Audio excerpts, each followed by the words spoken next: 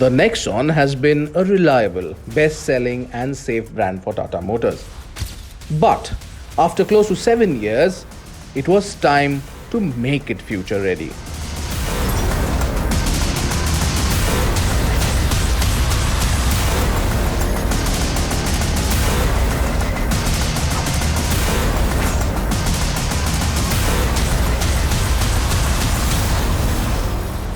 And the ideal way then was to bring a second generation model.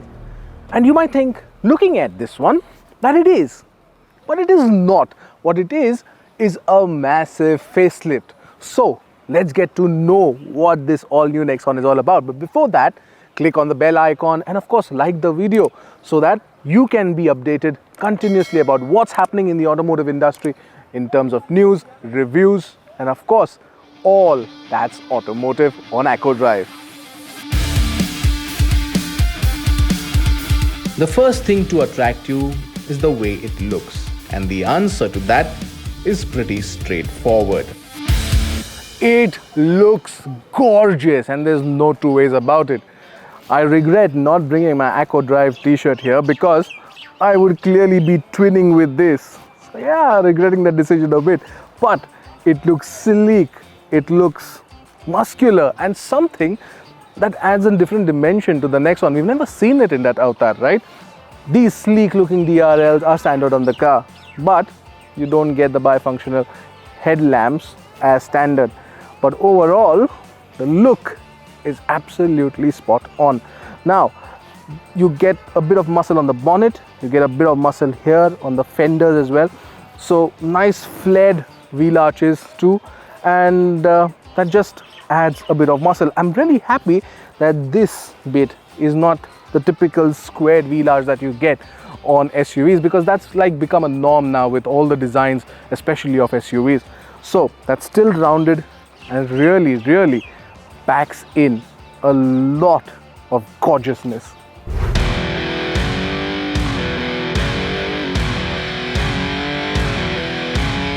The profile reminds you of the Nexon SUV, but the roof now slopes nicely into the rear, very coupe-like styling.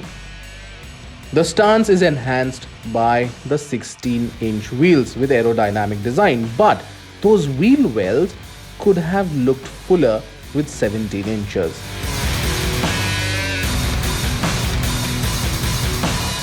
The rear looks gorgeous, and the signature tail lamps connected end to end add to that quintessential signature look. There's no way you can mistake this for any other car.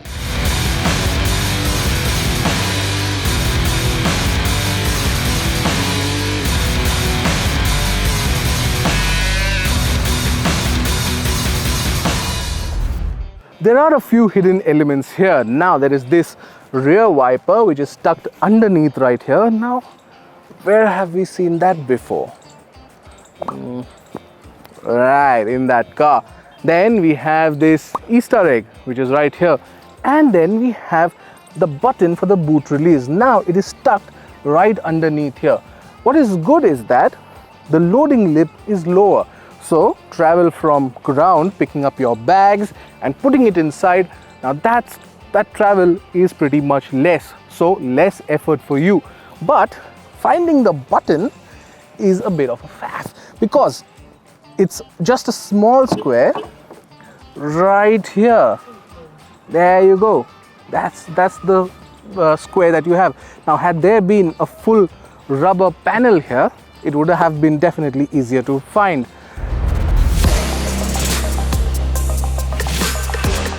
There's no doubt though that when on the move, it looks very handsome.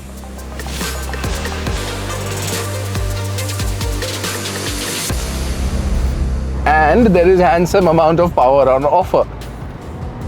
Now you can see the specs right there on your screen. There is no change in power figures or the torque figures. But the biggest change is the introduction of a 7-speed dual clutch transmission. But there is an issue there as well. Engaging the gears is a bit of getting used to because there is a system and you cannot hurry the system. The same can be said for the engine response. Well, there's nothing on offer till about 2500 RPM, but there's decent amount of power available to you after that. Now, the 7-speed transmission really works hard to give you that power. And even in sport mode, there is a lot of revs on the higher side, so a lot of noise from the engine, but that doesn't quite translate into movement on the road. However, because of the paddle shifters, shifting up and down is not a problem. It's quick and well, it's pretty decently done. And then there's the steering response. Well, the steering looks great, there's no doubt about it, because it's very concept car like and something that will be a talking point in the car, of course. But though it is heavy at higher RPMs, it's still pretty lifeless, and I can't wrap my head around that. I mean, you don't expect that from a Nexon, do you?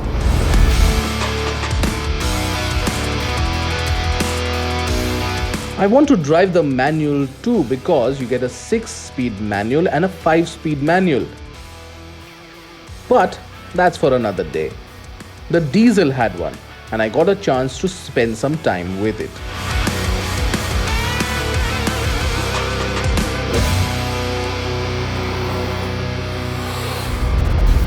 Now, the specs in this one are also the same as before, so no changes in power or torque. But the 6-speed manual really puts on a show because it's a torquey engine and we really enjoy driving it. Yes, there is a bit of noise that comes in, seeps into the cabin, and that you expect from a diesel, but the gear shifts are short, and that clutch too has a short travel. So overall, it works out pretty well.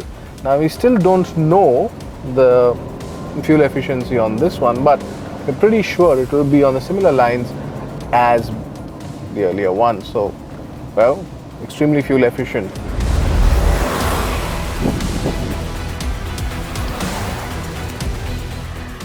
Tata also offers the AMT on both the engines, so that's still an option.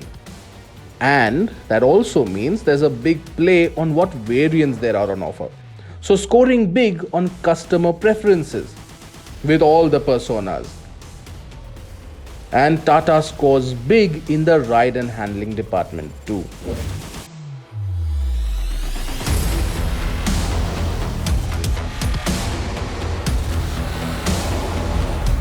Now, that has always been the Nexon's forte.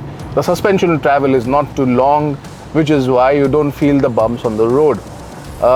Yes, there is a bit of bumpiness that you encounter at the rear, but it's not something that will disturb the people inside.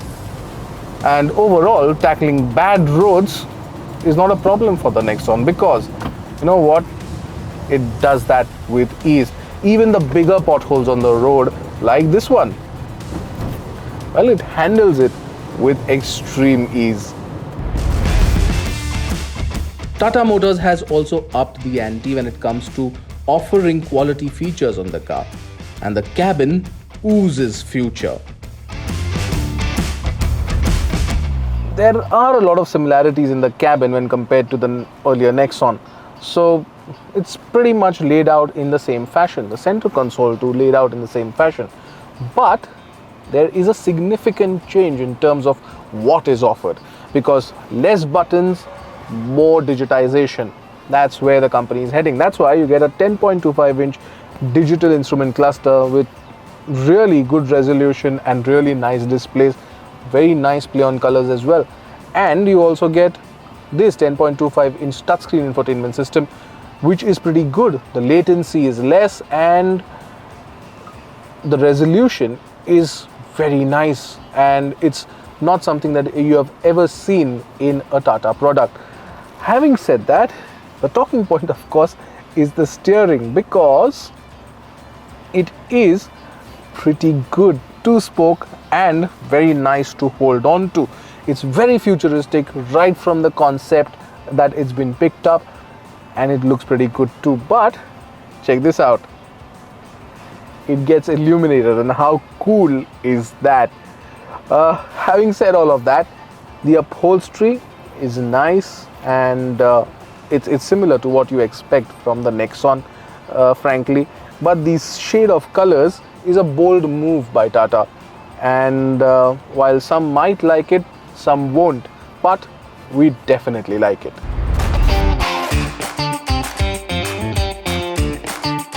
Features like ventilated seats, wireless charging, Apple CarPlay, Android Auto connectivity add a layer of future readiness from the customer's point of view. And you also get a bucket load of connectivity features thanks to the IRA 2.0 connectivity suite. Voice commands in both English and Hindi work really well, and we tried it out.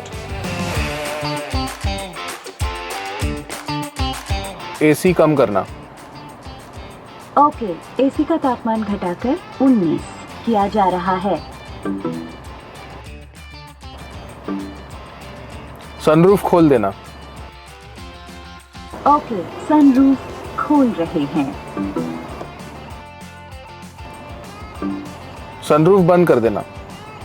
जरूर, sunroof बंद कर रहे हैं. There are a couple of other features added now to the connectivity suite, and those are remote engine and AC start. You also get 360-degree camera and HD video output, so everything is crisp and clear. Rear seat space is pretty much the same, so you have an upright stance and decent knee room and good under thigh support. 6 airbags, ESP and seatbelt warning for the rear seat passengers are now standard, apart from all the other features. And Tata claims that this Nexon will fare well under the new stringent global NCAP crash protocols. I'm sure it won't accept anything below 5 stars.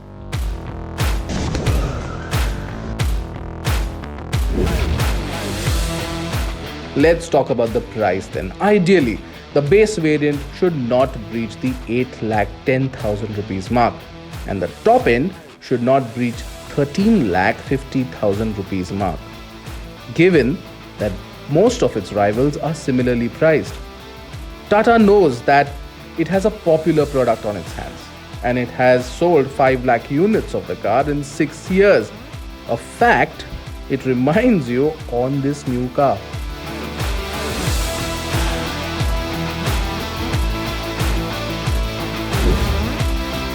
The new Nexon has the potential to set the benchmark in the segment, but the final box to tick is the price. So Tata needs to get that price spot on.